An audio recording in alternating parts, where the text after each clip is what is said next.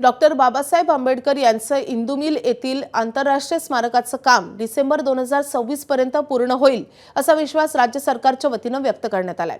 मात्र खरंच हे काम तोपर्यंत पूर्ण होऊ शकेल का? हे काम नेमकं कुठपर्यंत आलंय याचाच आढावा घेतलेला आहे आमचे प्रतिनिधी निलेश बुधावले यांनी।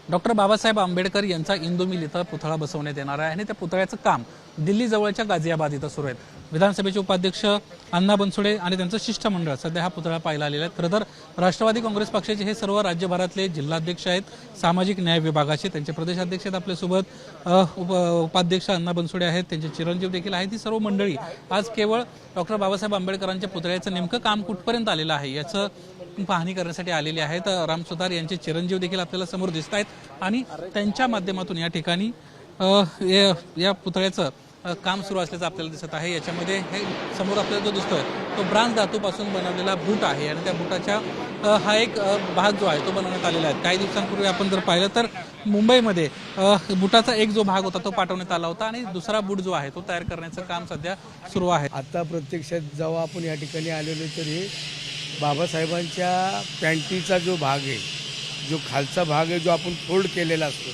त्या फोल्डचं हे काम चालू आहे। जी गती पाहिजे ती गतीच्या दृष्टिकोनातून काम चालू नाही। आजची जी परिस्थिती आहे ही परिस्थिती पाहता की मला वाटत नाही की 2027ला पुतळ्याचं काम पूर्ण होईल म्हणून। सुतार यांचं म्हणणं असं आहे की हा जो रेट दिलेला आहे हा खूप कमी आणि शासनाने ह्या ज्या रेटची तफावत आहे त्या तफावतीनुसार खऱ्या अर्थाने त्या कॉन्ट्रॅक्टरला पेमेंट दिला गेला पाहिजे।